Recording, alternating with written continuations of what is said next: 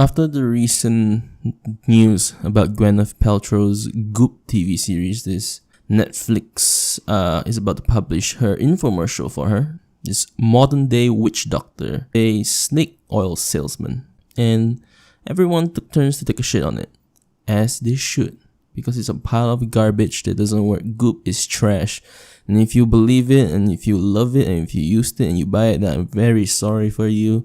You lost your money, and I would say you lost your mind, but you probably didn't have it in the first place. You're an idiot if you put a fucking crystal ball up your asshole. The game gives you superpowers, alright? I was just doing some research on my own, and I stumbled onto this New York Times article. Very recent too. It's not a long time ago. It wasn't like in some fucking hidden diary from 2007 when someone archived it. No, it happened just last year. And as you can see, it's a very strongly worded article from a very passionate man. This person's love for Gwyneth Paltrow goes beyond the boundaries of a normal human being. He has ascended to the cosmic stars of love. This man would worship the very floor she walks on. He would carve out the tile that she put her foot on and keep it in like a sealed box with bulletproof glass. Lead his family on a pilgrimage every year to visit it. That's the kind of love I'm talking about. Very weird, very creepy, and I like to talk about it. I love Gwyneth Paltrow. There, I said it. Very bold man for loving an extremely famous actress. I'm sure you're one of the last Spartans in this world. I keep a file on my phone labeled wellness. It's got 0 fitness tips and no meditation advice. It's full, instead, of stuff about Gwyneth Paltrow movies. Right off the bat, this man is already creating his own version of the Bible. As we all say in the business of forensic science, this was just the beginning. I called my Paltrow file Wellness because last year, I thought it'd be amusing to find some overlap between her acting and Goop, her lifestyle brand. Well, I can tell you the first thing that's very much an overlap.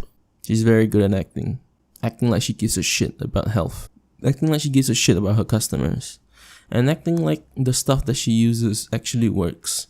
And that she didn't just bring a bunch of sand from the beach and mixed it with her piss and then sold it for $200 to these fucking schmucks. How many times had a Paltrow character tried to upgrade the lives of the people around her?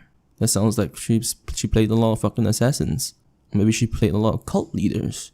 I can see why you're so interested in this, like investigative journalism. But I had to stop. Because eventually, and I mean after 2 movies, it was clear that the average Paltrow character doesn't get to make anybody's life much better. No fucking shit. If you're looking for clues between her Goop and her characters, I'm guessing her characters end up killing the people around her. Now there's a kind of person who remember her decapitation and feels kittens on the internet happy. Very 2010s expression. There's a kind of person who just doesn't like Gwyneth Paltrow. Sick. I can't even fucking think about it. People who don't like Gwyneth Paltrow? People who don't like the person who acts in movies? My fucking god. Who are these people? I'm starting to agree with ISIS on certain things because of these people.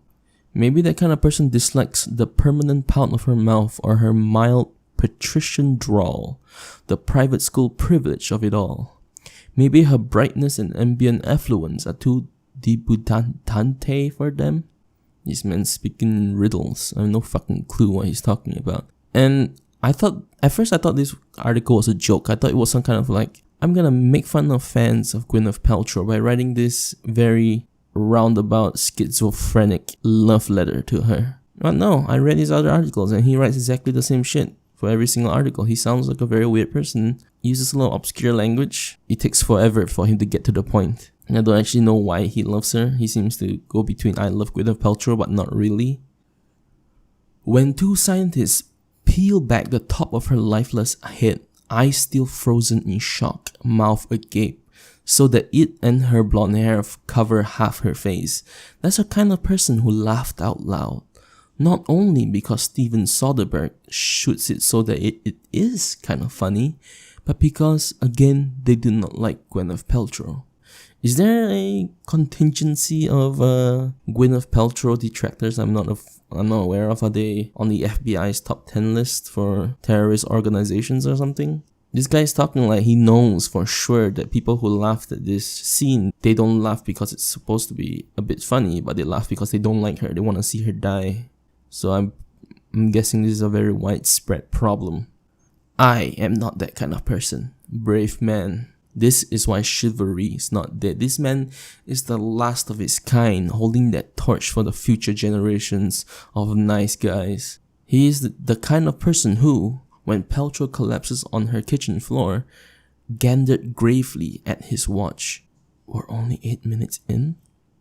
Who, when she's pronounced dead a minute later, seriously searched for the nearest exit. So this man watched the movie, she dies 8 minutes in, he wanted to leave the theater. If this is not devotion, then what is, right? Hollywood version of like a Patreon supporter on Twitch. So no, I am some other kind of person. The kind who believes that Paltrow was, for a while, the best young American actor in Hollywood. Again, I never watched enough movies about her to disagree. Maybe she was. I still don't like her, but maybe she was.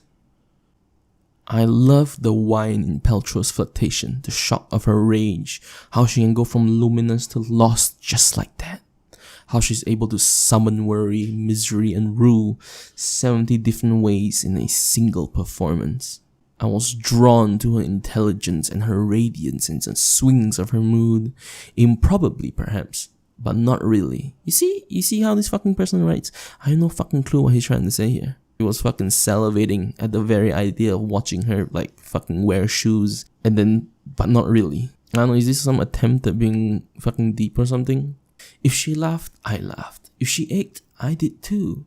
Damn the gentry. If Jessica Lange or Matt Damon is coming after her, I'm calling the police. It's a fucking movie, what are you talking about? This movie I'm watching, can you arrest this man? Jump into the TV and arrest this man? What? What do you mean you're not Blue's Clues? Was Paltrow hiding, taking a vacation, retiring, making absurdly savvy business decisions? Lots of people seem to call her out. They also love to praise her for her money. They love to bring up the fact that she makes a lot of money. Whenever Goop is brought up, who cares if she's preying on the desperate? She makes 250 millions of those people. Means we want to be her friend, don't you get it?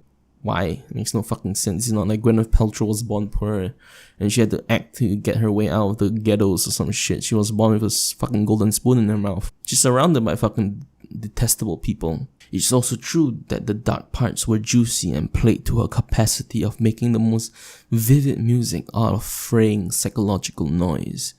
Paltrow won that Oscar basically for playing the sun. But she's even more astonishing in Black Holes. This guy's so fucking deep. Like, I'm gonna call up all the boys and call fucking the Underminer from Incredibles. I'm gonna call Indiana Jones to find what this fucking man is talking about because I don't get it. And this man goes into this fucking weird outer space, like fucking lucid dreaming shit. Looking for personal clues in somebody's acting is probably a folly. No shit. The words are a writer's, and the direction usually comes from someone else. But I kept wondering anyway, was this woman working through, working against something else? I'm that kind of person. That kind of person who hears a theater full of people cheer, half her face being covered by scalp, and wants to cry. You're also that kind of person who buys her hair off eBay and sniffs it at night. The excellence in her acting, even as a corpse, is key in the lock of my humanity. What the fuck? Is this an admission to necrophilia or some shit? How does someone act great as a corpse? You literally fucking lie there with your eyes open and you don't move. I'm not sure staying still is a proof of her immense talent. I'm sure lots of people can fucking lie down still. Babies do it all the time. Even dogs can do it. Beautiful. This man is proof that you can get away with anything if you're rich enough.